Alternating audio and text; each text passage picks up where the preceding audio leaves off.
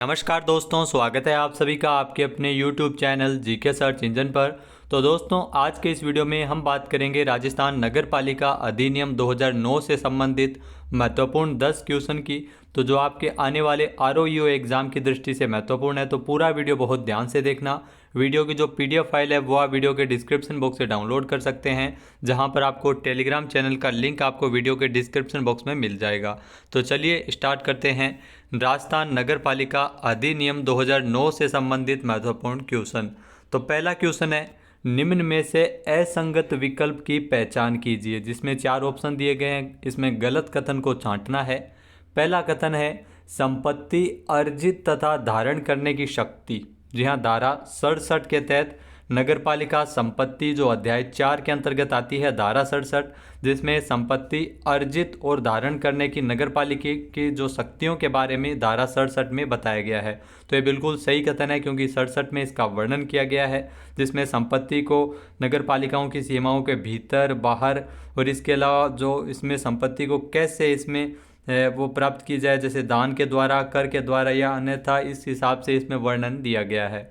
दूसरा है संपत्ति का निहित होना। ये धारा 68 में दिया गया है। जी हाँ, संपत्ति का निहित होना, नगर पालिका में संपत्ति का जो निहित अधिकार क्षेत्र के बारे में इसका वर्णन है धारा 68 का। तो ये भी बिल्कुल सही कथन दिया गया है धारा 68 में। राज्य सरकार के द्वारा जो इसमें नगर पालिका की भूमिका न्यासी के रूप में यानी ट्रस्टी के रूप में रहती है, तो ये धारा 68 में दिया गया है। इसके अलावा तीसरा ऑप्शन है, भूमि का अनिवार्य अर्जन।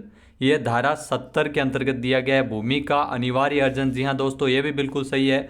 धारा 70 के अंतर्गत भूमि के अनिवार्य अर्जन के बारे में बताया गया है। जी हाँ, नगर पालिका की सीमाओं के भीतर या बाहर इसमें राज्य सरकार नगर पालिका के अनुरोध पर इसमें भीतर या बाहर जो राज्य सरकार के द्वारा भूमि अर्जन अधिनियम 1894 के अंतर्गत भूमि अर्जन की कार्यवाही इसमें की जाएगी। तो ये धारा 70 के अंतर्गत दिया गया, ये भी सही है। चौथा है, संपत्ति के अंतरण और संविदाओं के संबंध में उपबंध धारा 75। तो ये गलत हो जाएगा, क्योंकि ये धारा 75 के अंतर्गत नहीं है, ये धारा 73 के अंतर्गत है। तो यहाँ पर डी ऑप्शन अपना बिल्कुल सही है। जी हाँ, धारा 73 के अंतर्गत संविदाओं के अंतरण और संविदाओं के जो संपत्ति के अंतरण और संविदाओं के संबंध के उपबंध के संबंध में ये वर्णन दिया गया है। तो यहाँ पर 4 नंबर ऑप्शन इसका बिल्कुल सही है। उसके बाद अगर दोस्तों बात की जाए अगले क्वेश्चन की, तो अगला क्वेश्चन है, राजस्थान नगर पालिका अधिनियम 2009 का अध्याय 4 किससे संबंधित है। जी हाँ, राजस्थान नगर पालिका अधिनियम 2009 का जो अध्याय 4 है वो नगर पालिका संपत्ति से संबंधित है, यानी कि सी ऑप्शन इसका बिल्कुल सही हो जाएगा। जी हाँ, इसमें धारा 67 से लेकर धारा 75 तक आती है। जी हाँ, नगर पालिका संपत्ति से संबंधित है राजस्थान नगर पालिका अधिनियम 2009 का अध्याय 4। अगला क्वेश्चन है, राजस्थान नगर पालिका अधिनियम 2009 की धारा 75 के अंतर्गत किसे संबोधित किया गया है। तो राजस्थान नगर पालिका अधिनियम 2009 की धारा 75 की अगर दोस्तों बात की जाए, तो धारा 75 के अंतर्गत जो नगर पालिका भूमि और संपत्तियों के अभिलेखों का संधारण से संबंधित है ये। जी हाँ, डी ऑप्शन इसका बिल्कुल सही हो जाएगा।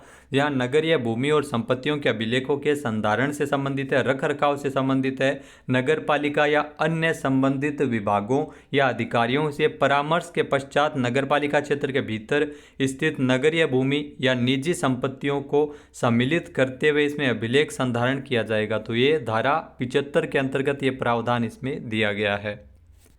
उसके बाद दोस्तों अगला क्वेश्चन है, राजस्थान नगर पालिका अधिनियम 2009 की धारा 72 के प्रयोजन के लिए जो अभिव्यक्ति सरकारी भूमि से प्रेरित है। जी हाँ, सरकारी भूमि वो कौन सी है जो राज्य सरकार के द्वारा नगर पालिका के व्यवसायधीन रखी जाए, तो ये भी बिल्कुल सही है। दूसरा है, जो राजस्थान भू राजस्व अधिनियम 1956 की धारा 3 में यथा परिभाषित जो नजूल भूमि है उस भूमि से आशय है, तो ये भी बिल्कुल सही है। तीसरा है, जो राजस्थान नगर पालिका अधिनियम 2009 की धारा 68 की उपधारा 1 के खंड जय के अधीन नगर पालिका में निहित की गई हो, तो उस भूमि के अधीन है, तो ये भी बिल्कुल सही है, यानी कि डी ऑप्शन इसका बिल्कुल सही हो जाएगा दोस्तों। जी हाँ, अगर बात की जाए दोस्तों धारा 72 की, तो धारा 72 जिसमें नगर पालिका के कार्यों के निष्पादन के लिए सरकार के द्वारा नियुक्त अधिकारियों द्वारा संविदा और ऐसे कार्यों के भुगतान के संबंध में वर्णन दिया गया है।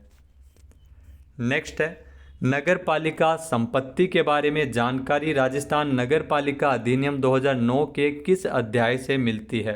तो नगर पालिका संपत्ति के बारे में आप सभी को पता है कि अध्याय 4 के अंतर्गत इसमें दिया गया है, यानी कि बी ऑप्शन इसका बिल्कुल सही है। जहाँ अध्याय 4 के अंतर्गत नगर पालिका संपत्ति के बारे में जानकारी दी गई है। इसमें धारा 67 से लेकर धारा 75 तक वर्णन किया गया है, जिसमें धारा 67 जो संपत्ति के अर्जित और जो धारण करने की नगरपालिका की शक्तियों का वर्णन है। धारा 68 में नगरपालिका में संपत्ति का निहित होना, जो अधिकार क्षेत्र में होना, उसके बारे में दिया गया है। धारा 69 की अगर बात की जाए दोस्तों, तो धारा 69 में नगरपालिका राज्य सरकार की पूर्वानुमति से जो करार के माध्यम से, विनिमय या पट्टे या अनुदान के माध्यम से जो संपत्ति, स्थावर संपत्ति को पट्टे या भाड़े पर ले सकती है, उसके बारे में बताया गया है। धारा 70 भूमि का अनिवार्य अर्जन के बारे में बताया गया है। धारा 71 जो कतिपय भूमियों का आवंटन और नियमन के बारे में बताया गया। तो ये 75 तक है, जिसमें 67 से लेकर 75 तक अध्याय 4 के अंतर्गत नगरपालिका संपत्ति में दिए गए हैं। उसके बाद अगर दोस्तों बात की जाए राजस्थान नगर पालिका अधिनियम 2009 की धारा 68 के अनुसार नगरपालिका संपत्ति के लिए नगरपालिका एक किसके रूप में कार्य करती है? तो ये ध्यान रखना, ट्रस्टी के रूप में कार्य करती है, न्यासी के रूप में कार्य करती है, यानी कि बी ऑप्शन इसका बिल्कुल सही है। जी हाँ, राज्य सरकार के द्वारा जो इसमें जो इस धारा के अंतर्गत जो संपत्ति है, जो राज्य सरकार के द्वारा जो नगरपालिका को संपत्ति जो न्यासी के रूप में इसमें दी जाती है, राज्य सरकार संपत्ति वापस भी ले सकती है। जी हाँ, नगरपालिका द्वारा अगर कुप्रबंध किया जाए या लोकहित में राज्य सरकार संपत्ति लेना चाहे तो वापस नगरपालिका से ले सकती है। तो न्यासी यानी ट्रस्टी के रूप में इसमें नगरपालिका है वो कार्य करती है। ये धारा 68 के अंतर्गत दिया गया है कि नगरपालिका में संपत्ति का निहित अधिकार क्षेत्र होना। नेक्स्ट जो क्वेश्चन है, राजस्थान नगर पालिका अधिनियम 2009 की धारा 69 के अनुसार स्थावर संपत्ति का अर्जन किया जा सकता है।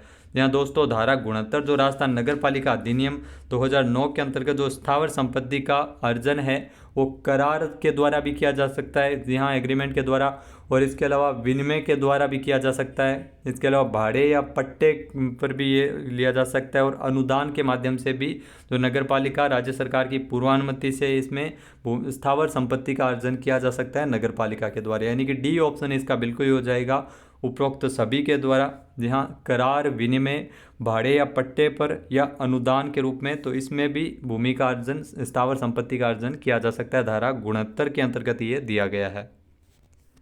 इसके अलावा जो अगला क्वेश्चन है, राजस्थान नगर पालिका अधिनियम 2009 की धारा 74(2) के अंतर्गत नगर पालिका का कौन सा अधिकारी नगर पालिका की स्थावर संपत्ति का वार्षिक विवरण तैयार करके उसे नगर पालिका के समक्ष रखता है? जी हाँ, ये भी ध्यान रखना, धारा 74(2) के अंतर्गत दिया गया है दोस्तों, जिसमें नगरपालिका का, जी हाँ, कौन सा अधिकारी है जो वार्षिक विवरण तैयार करते हुए नगरपालिका के समक्ष रखता है, स्थावर संपत्ति का वार्षिक विवरण तैयार करता है। तो ये मुख्य नगरपालिका अधिकारी द्वारा तैयार किया जाता है, यानी कि सी ऑप्शन इसका बिल्कुल सही हो जाएगा दोस्तों। मुख्य नगरपालिका अधिकारी किसी भी स्थावर संपत्ति के जो तालिका में यदि कोई भी परिवर्तन होता है तो उसका वार्षिक विवरण तैयार करेगा और उसे नगरपालिका के समक्ष रखेगा, और एक प्रति निदेशक स्थानीय निकाय को भी ये भेजेगा। तो मुख्य नगरपालिका अधिकारी है, ये वार्षिक विवरण इसके लिए तैयार करता है। तो ये धारा 74 के अंतर्गत दिया गया है। धारा 74 में स्थावर नगरपालिका संपत्ति की तालिका और मानचित्र के संबंध में बताया गया है। अगला क्वेश्चन है दोस्तों, राजस्थान नगर पालिका अधिनियम 2009 की किस धारा के अंतर्गत नगर पालिका संक्रमणों के निष्पादन के लिए संविदाएं करने और संविदाओं के लिए उपयुक्त सीमा तक संदाय करने का प्रावधान किया गया है? तो दोस्तों ये धारा 72 के अंतर्गत दिया गया है राजस्थान नगर पालिका अधिनियम 2009 की, यानी कि बी ऑप्शन इसका बिल्कुल सही हो जाएगा दोस्तों। धारा 72 जिसमें नगरपालिका कार्यों के निष्पादन के लिए सरकार के द्वारा नियुक्त अधिकारियों द्वारा संविदा और ऐसे कार्यों के लिए भुगतान के संबंध में वर्णन है। जहाँ धारा 82 में जो किसी भी बात के होते हुए भी नगरपालिका की ओर से किसी कार्य के निष्पादन के लिए राज्य सरकार द्वारा नियुक्त कोई भी व्यक्ति ऐसे कार्य के लिए निर्धारित की गई राशि की सीमा तक जो संविदाएं जो अनुबंध है वो कर सकेगा जो आवश्यक होता है, और नगरपालिका इस प्रकार की जो नियुक्त व्यक्ति के जो ऐसी राशियों का उपयुक्त सीमा तक भुगतान करेगी जो उक्त कार्य के लिए अपेक्षित हो। ये धारा 72 के अंतर्गत दिया गया है। नेक्स्ट जो क्वेश्चन है, राजस्थान नगर पालिका अधिनियम 2009 की धारा 70 के अंतर्गत जो किसकी ओर से कौन भू अधिग्रहण का अधिकारी होता है। तो धारा 70 की अगर दोस्तों बात की जाए, राजस्थान नगर पालिका अधिनियम 2009 जिसमें धारा 70 के अंतर्गत इसमें जो भूमि का अनिवार्य अर्जन का जो अधिकारी होता है जिसमें राज्य सरकार होता है, यानी कि बी ऑप्शन इसका बिल्कुल सही है। जहाँ राज्य सरकार नगर पालिका के अनुरोध पर यह भूमि अर्जन का अधिकारी होता है धारा 70 के अंतर्गत। धारा 70 जिसमें भूमि का अनिवार्य अर्जन के बारे में दिया गया है, जिसमें नगर पालिका की सीमा के भीतर या बाहर नगर पालिका के अनुरोध पर, ध्यान रखना, नगर पालिका के अनुरोध पर राज्य सरकार के द्वारा भूमि अर्जन अधिनियम 1894, तो अधिनियम भी ध्यान रखना, भूमि अर्जन अधिनियम 1894 के अधीन भूमि अर्जन की कार्यवाही की जाएगी और नगर पालिका द्वारा राज्य सरकार को मुआवजा या प्रभारों का भुगतान करने पर वह नगर पालिका में निहित हो जाएगी। तो राज्य सरकार के द्वारा ये भूमि अर्जन का, जिसमें भूमि अधिग्रहण का अधिकारी होती है राज्य सरकार, वो भी नगर पालिका के अनुरोध पर। और ध्यान रखना, वर्तमान में भूमि अधिग्रहण अधिनियम 2013 है वो लागू किया गया है। तो दोस्तों ये थे राजस्थान नगर पालिका अधिनियम से संबंधित 10 महत्वपूर्ण क्वेश्चन। मिलते हैं नेक्स्ट वीडियो में और 10 इंपॉर्टेंट क्वेश्चन के साथ। वीडियो आपको कैसा लगा हमें कमेंट बॉक्स में जरूर बताइएगा। चैनल पे नए हैं, सब्सक्राइब नहीं किया है तो अभी सब्सक्राइब बटन पर क्लिक करें। इस वीडियो की जो PDF फाइल है वह वीडियो के डिस्क्रिप्शन बॉक्स से डाउनलोड कर सकते हैं। जय हिंद, जय भारत, जय राजस्थान।